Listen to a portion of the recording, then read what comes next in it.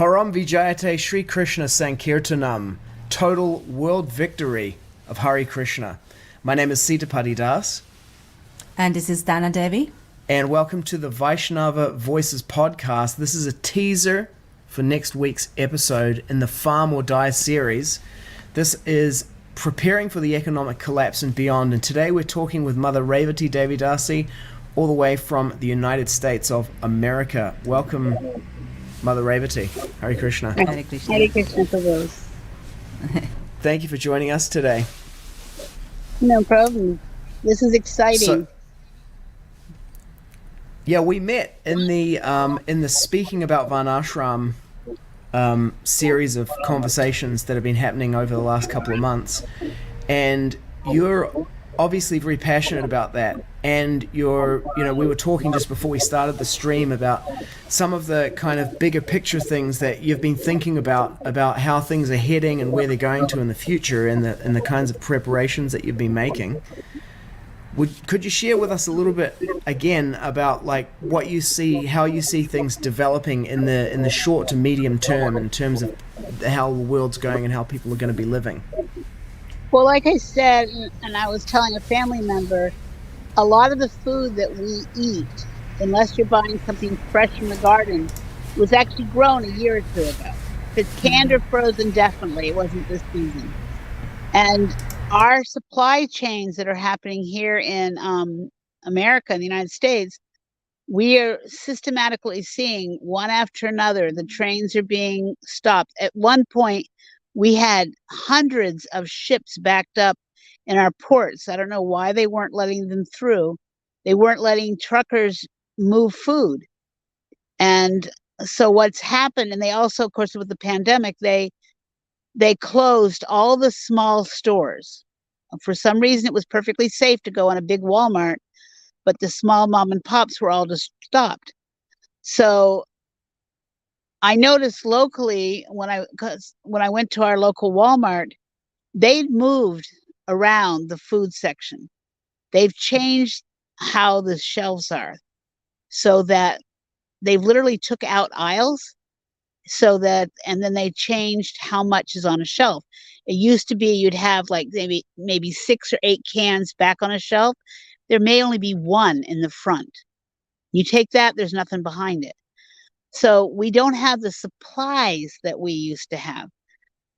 I've pointed this out to people and they say, oh, they just haven't stocked yet. You go back 2 days later, it looks the same or worse. So nobody in my locale is starving at the moment, but we're starting to hear stories outside of it starting to happen. People are having to choose. They keep their lights on, or they buy food, or do they buy gas for their car, because things are getting so out of control expensive. Anyway, with Varnashram, my understanding is to be sustainable, you need to have food, of course, and water, clean water. You need some kind of shelter. You need, and that includes, by the way, clothing or whatever. You need to produce things. It's not just stocking up food. You need to have means to continue, because the supply chain's breaking. It's not broken yet, but it's getting there. And I mean, I saw this winter, people were freaking out because they couldn't get baby formula. Literally, there was none for like every store in their town. There was no formula. For me, I nursed my children. It would never have been a problem for me. But nowadays, a lot of mothers are working and they're feeding their kids artificially. So again, like, what do you do? How do you get through this? And I was talking to one of my children who's a nutritionist, and she told me she's seeing up where she lives in Connecticut that a lot of the foods she likes to buy are getting harder and harder to get. When she goes and she finds them, she tries to stock up on it because it's not. And this is not unprecedented. Some people might be like, prepper, fear mongering.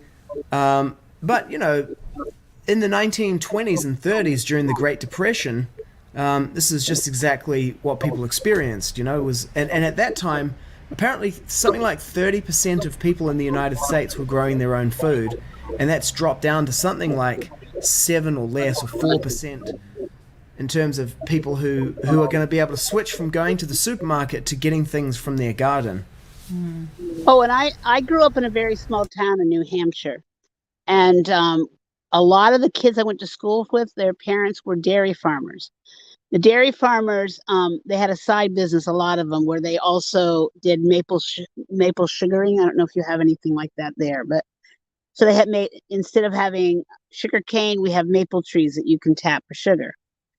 Anyway, I remember that this friend of mine, his family went away overnight once, came back, and their prized dairy cow, while they had left the house, someone had come in and killed their prized dairy cow, butchered her for meat. The meat prices were just going up. It wasn't that there wasn't availability, and someone killed their cow for that. When was this? When I was a kid. I was in high school.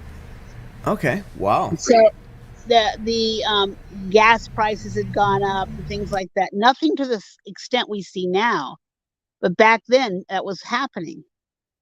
And I have seen, even here, every once in a while I see that, because I'm connected to different groups, people will talk about coming home and finding their horse killed.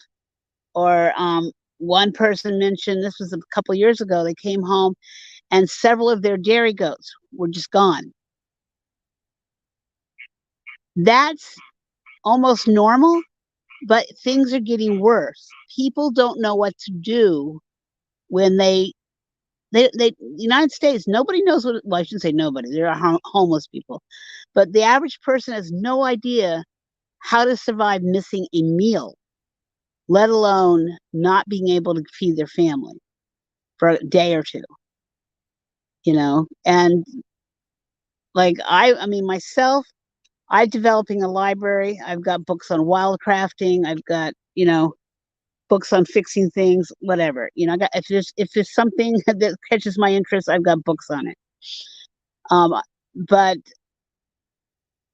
what I am concerned about is that very few people, even people that I'm related to, and I'm talking about some of my children, think it could happen here. They don't. They might see the news and see something happening and think, oh, that's over there, that's overseas, or that's down in South America. That they do not have a concept of it can happen here, and that's worrisome. Mm-hmm. Yeah, and people they call this the prepper mentality, right? Yeah. But if you look at it, Srila Prabhupada's program was like hardcore, large-scale prepping for civilization meltdown starting 50 years ago, at which point in time he said, this motor car civilization will be finished in 50 years. Like, now is the time to prepare. And, at whatever point we start from, it's like the best time to start was 50 years ago when Srila Prabhupada, first was telling us all to do it, and then the second best time is right now.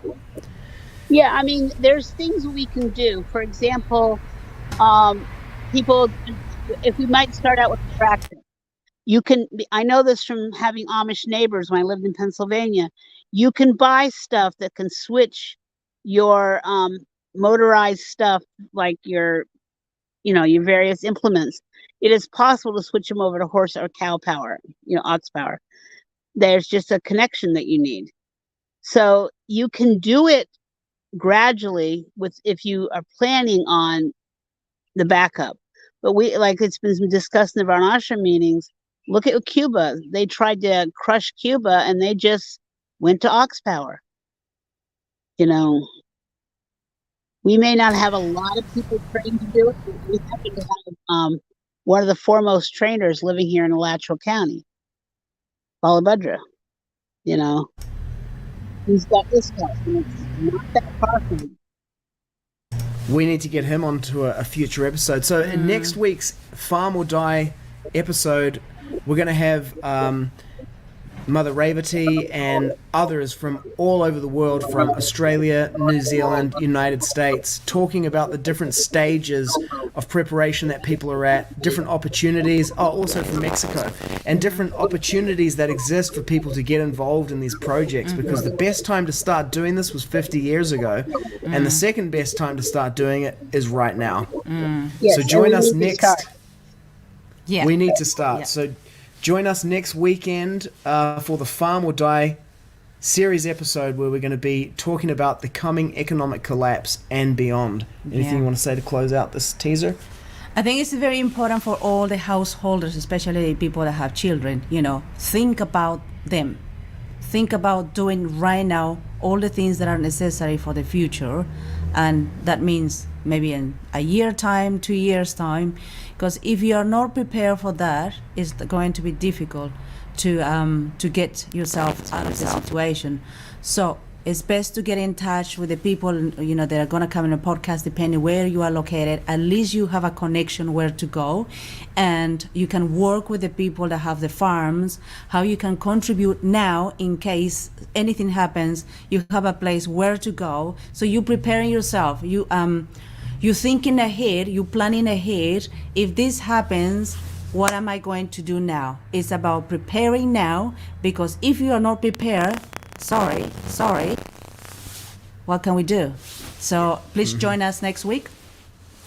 Yes, an ounce of prevention is better than it's worth a pound of cure. The best time to start was 50 years ago. Second best time to start is right now. Next weekend, Farm or Die series, we're looking at the coming economic collapse and beyond, and what you can do to prepare for it right now. Param Vijayate Sri Krishna Sankirtanam.